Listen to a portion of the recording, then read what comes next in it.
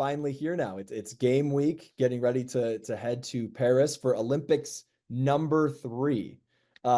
What's it feel like this go around, especially when you compare it to your other Olympic experiences? Yeah, I mean, third one is kind of crazy to be able to say. Uh, it's a huge honor, but it is funny. Like the feeling of making the teams has been different for me each time. The first one was I was still in college and made the team kind of unexpectedly. Won the trials more or less out of nowhere and wasn't really expected to make the team. So that had its own feeling and energy to it, right? But 2021 really felt like the first team in a way that I had made, even though I had already been to a games, only because it was the one that I had like worked really hard towards and had always kind of planned in my head when I knew I wanted to pursue going to the Olympics, that that would be the one that was going to be my shot to go. And then this time around, it's funny because I feel like a bit of a veteran, but I think my experiences in the sport and my experiences going to world championships and going to the Olympics has kind of teed me up in a way where I know exactly what to expect. I know what feelings I'm probably going to be feeling in the competition, right? So I'm excited in a way to go and just like have have those experiences in my tool belt to be able to kind of guide me through this time around. And I'm excited because of that to just kind of get to enjoy it for what it is rather than being like kind of stuck in the moment and not being able to just like be myself and appreciate it in the moment there and then, you know? Yeah, absolutely. So like you're talking about, kind of the young, unexpected appearance your first time, and then the second time, it was COVID, right? It was Right. everything was delayed. It didn't feel normal. I'm sure that if I remember correctly, the um, fans were allowed, but maybe on like the family level, it was still like very up in the air, right? Was that kind of just like a really hard to focus on what you were doing with all that kind of outside stuff going on?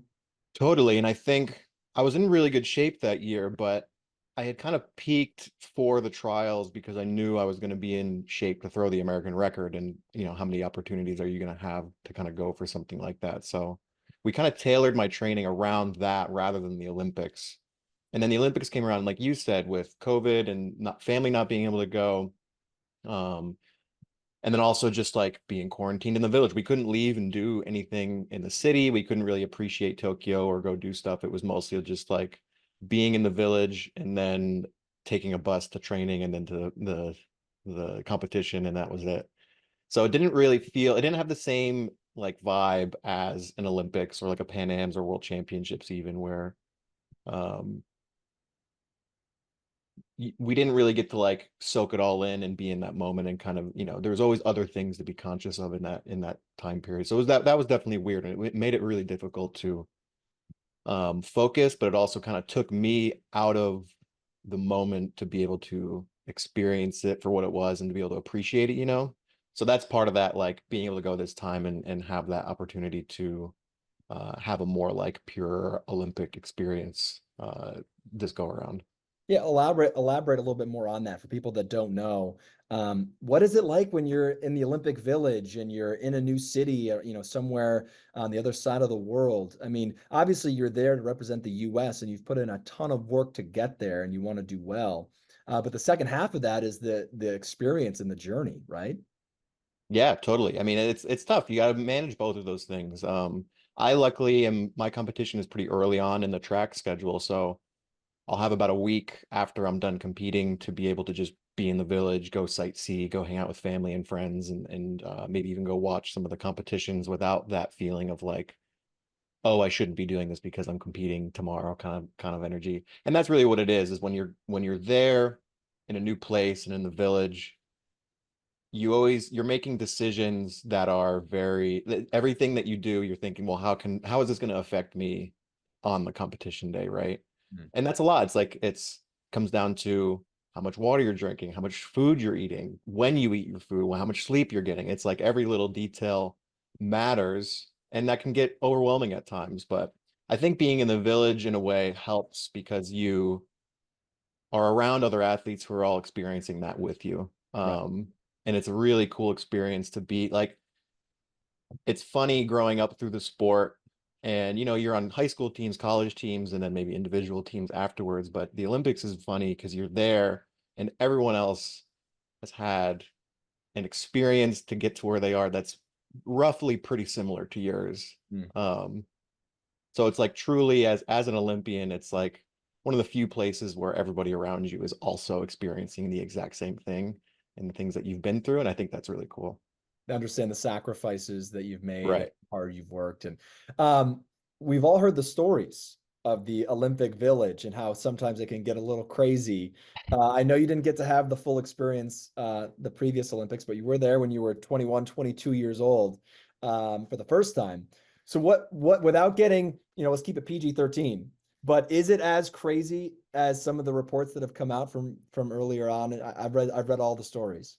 Yes and no. It's people, I mean, athletes as much as they take things seriously and are there to do a job, also really love partying and really do. And I think part of it is you have so much pent up like, you know, I haven't, I haven't had a beer or anything like that in months because it's not worth the hit in my recovery.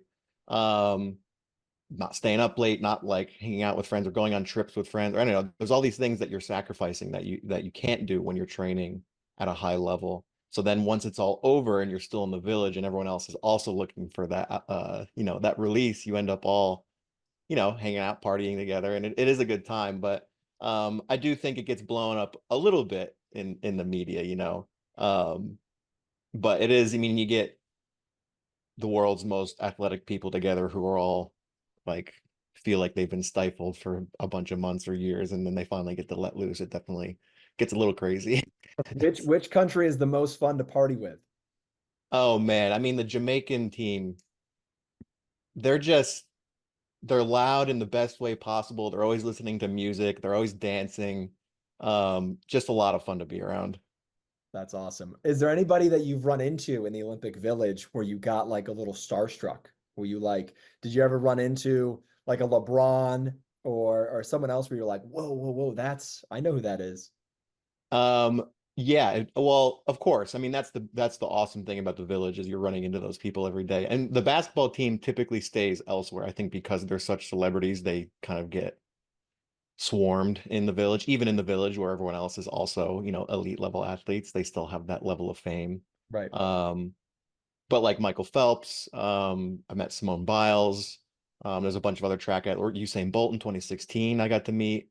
And then within your own sport, right? Like there's a bunch of people, especially in 2016 when I was there, I was meeting a lot of these people who were role models of mine for the first time in the village.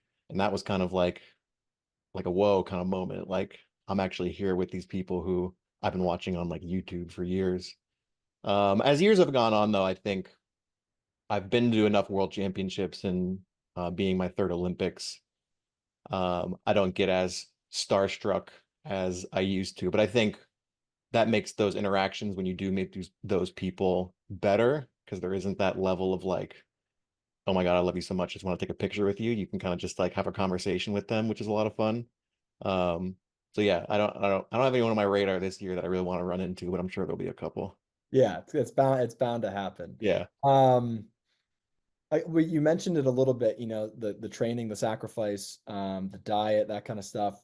Give me an idea of what, when you're in getting peak ready for a competition of this magnitude, run me through what it's kind of like for you when it comes to working out, what you're doing, how you're getting as ready as possible. I mean, it's all dotting your I's, crossing your T's. Like I said, you make decisions. Everything you do is a decision, and you generally know what the right decision is in that moment to be the most prepared that you can be. So it's all just taking a step back from everything you're doing and being able to analyze it and be like, is this something I should be doing? What should I be doing instead to make sure that I'm in shape? But it really comes down to like making sure that I'm doing everything in the moment now to make sure that I feel as good as possible for my training tomorrow so that when I do train tomorrow, I can get the most out of it.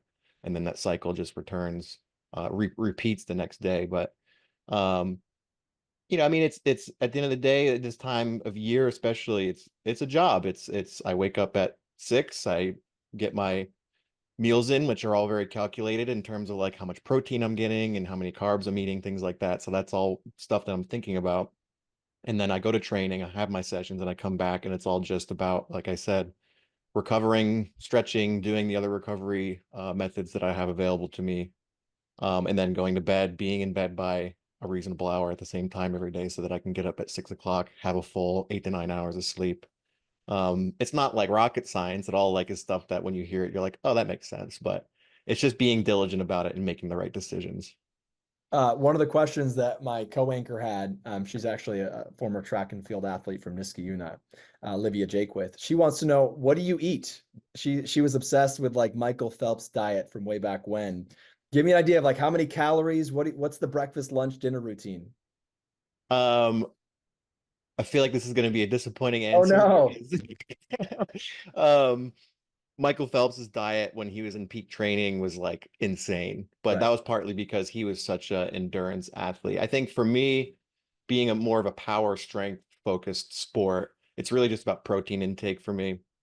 I've been training early in the morning, so I don't like to eat a super heavy breakfast. I like really simple breakfast. I usually just eat like yogurt, granola, some sort of fruit, um, and then maybe I'll have like a protein shake or something. So I guess that's what's the boring part about it, right? Is like I eat basically like a normal diet, other than I have an extra 150 grams of protein via either like bars or protein shakes every day. So lunch is usually like my biggest meal because that's after training, so I want to make sure I'm refueling. Um, and that's just, it's nothing crazy. I'll have a sandwich or chicken or I don't know, nothing that bad, nothing that like out of the box. And then dinner, it's lots of clean proteins, whole foods in term, like whole vegetables. I really enjoy cooking, so every night I get a chance to just kind of like have fun and make something. But the food itself is not that interesting. But I guess if you were to watch me eat, you would be like, oh wow, so you are eating like I'm eating like at the minimum 3,000 calories a day, but when I'm in heavy training, probably 4 to 5,000 calories a day. Do you have a cheat meal in mind? I know you mentioned cracking a beer. Is there something when you're done with competition that you're like, all right, I can let me enjoy something that I haven't given myself? I try not to limit myself that much. I as I've gotten older, I've started eating with the intention of like, how is this going to make me feel afterwards? Yeah. So cheat meals have gotten less about I'm just going to eat the grossest food possible that I normally wouldn't eat.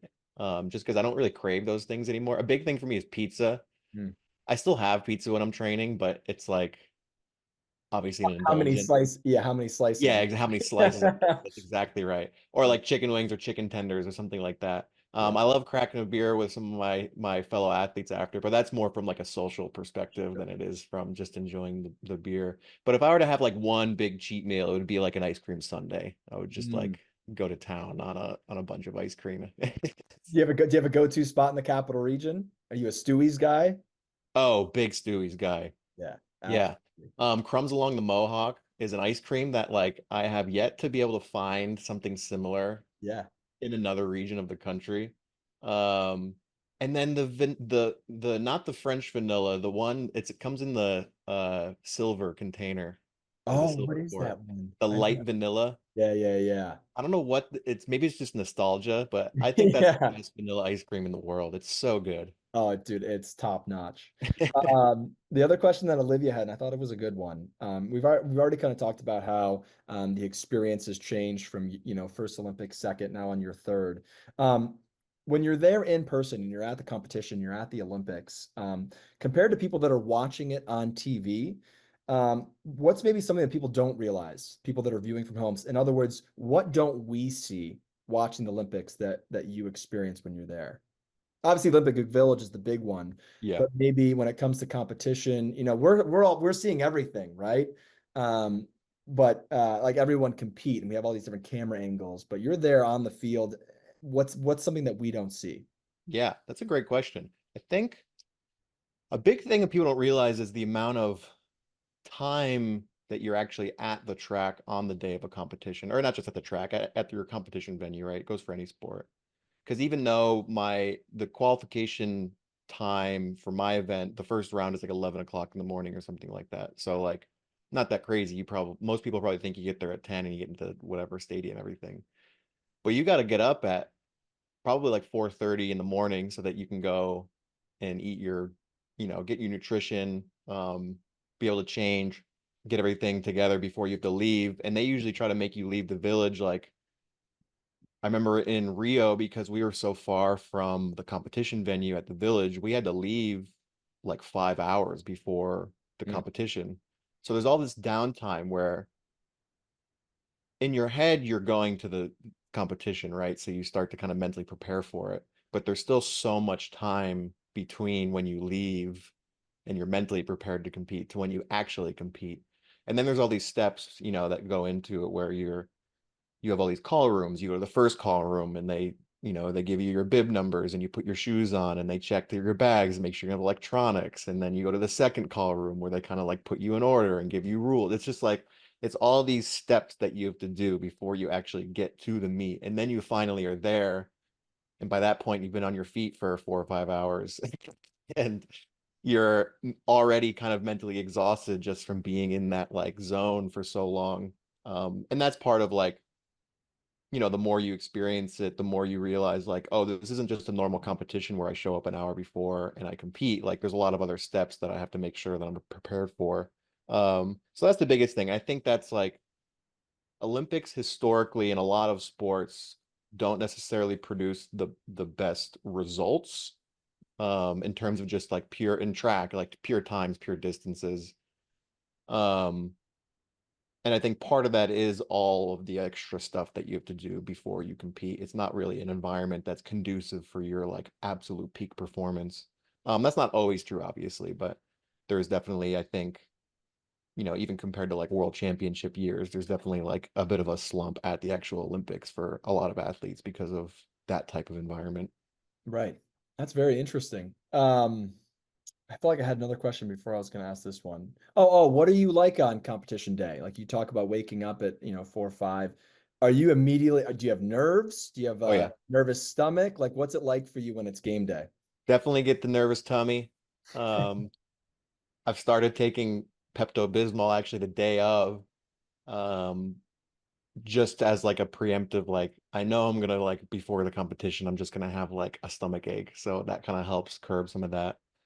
I'm a very anxious, like nervous competitor, and I think that goes both ways for me in terms of helping me and sometimes hurting me, where like there's times where that nervous energy kind of leads to me having a lot of adrenaline and adding significant amount of distance into what I normally would be throwing at, if it was just a practice on that day. But it also like it can make it hard to kind of control what you're doing. It can make it hard to kind of feel things out in an event like the Hammer that's so technical. Um, how you feel things and how you perceive that feeling is very important. So that it's balancing that anxiety and like trying to get the most out of it to get that adrenaline, but also making sure it doesn't go too far and you can still kind of feel things out. It's tough, and that's one of those things that I think another one of those things that I think people don't really think about. It's not just go out and do the same thing you do every day. There's other added variables that are things that you have to keep track of on the day. Oh, absolutely.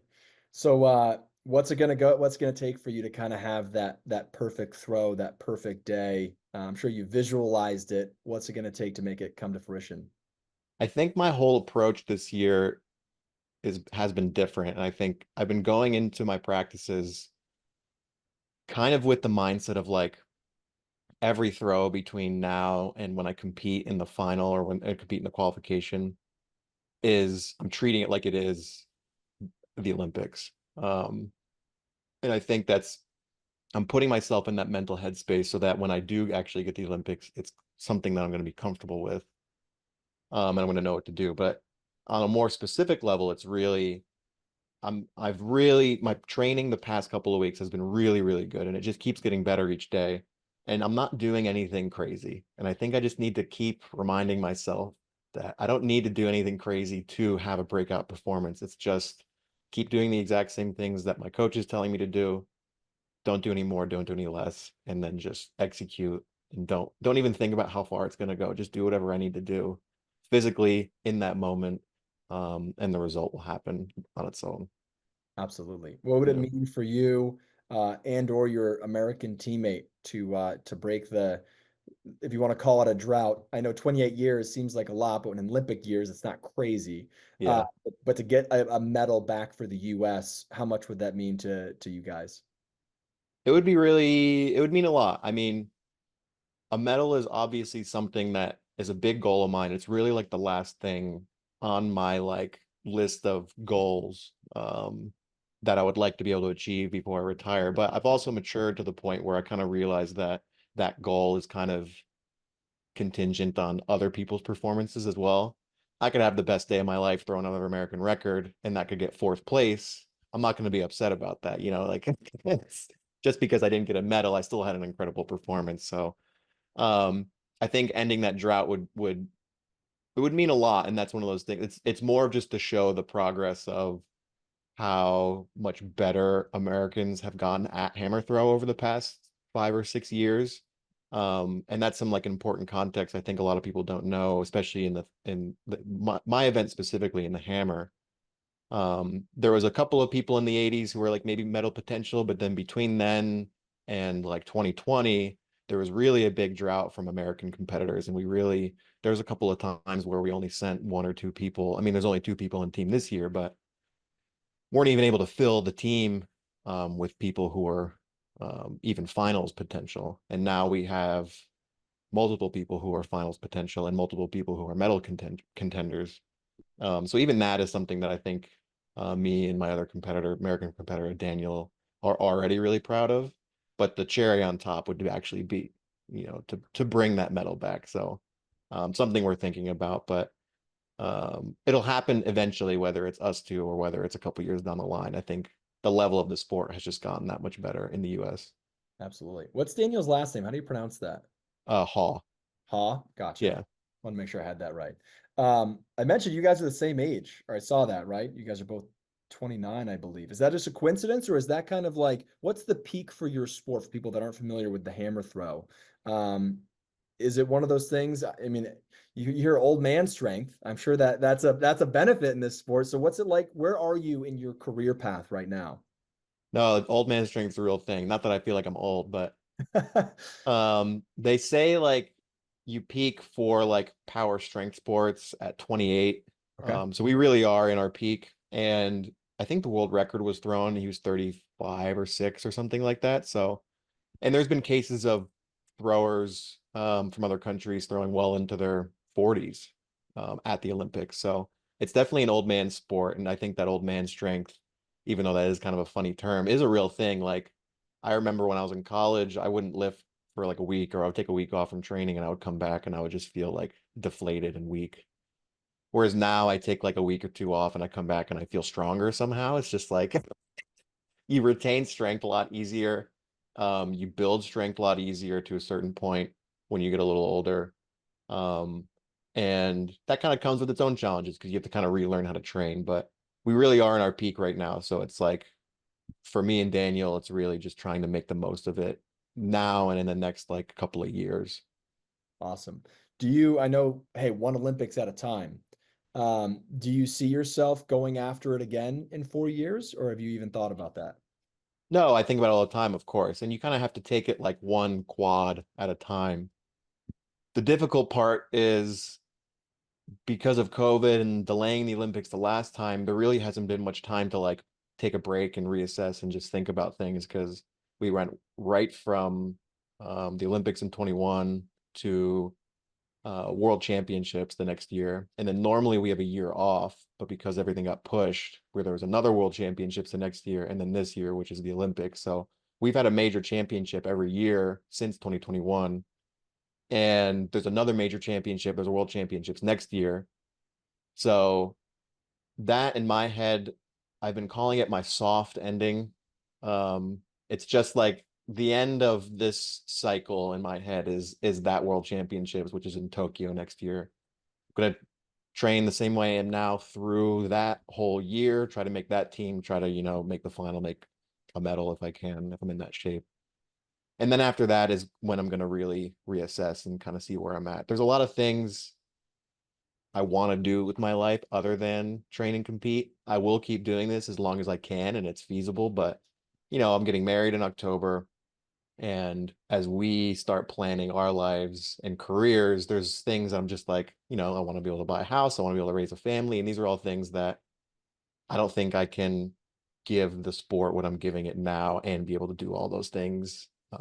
So at a certain point, I'm gonna have to reprioritize and think about it again. But so yeah, long story short, in my head, this is probably my last Olympics, but there is definitely a chance I'm gonna go for LA. And I mean, and that would be an awesome way to end too, is to be able to make one last team on American soil. That would be a lot of fun.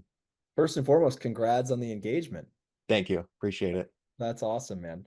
Um, Back to Paris. I know heat has been a conversation. It's going to be hot over there. Is that something that you keep in mind? I mean, grip strength. Are you guys going to be outside or inside? We're outside, yeah. Yeah, so that, and if you're competing in the middle of the day, is that something you worry about? I mean, everybody has to deal with it the same.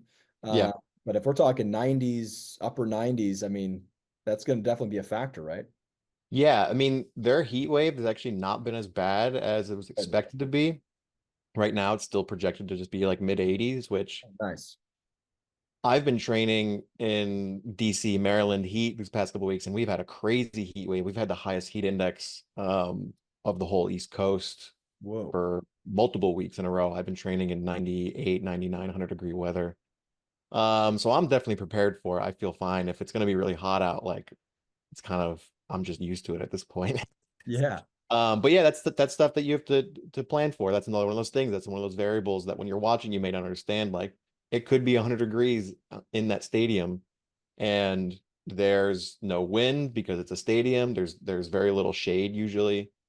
Um, that's one of those things that you have to manage. You'll see some athletes wearing these like ice vests or with like fans or little things that just kind of keep them cool. But those are all things that you have to take into Right.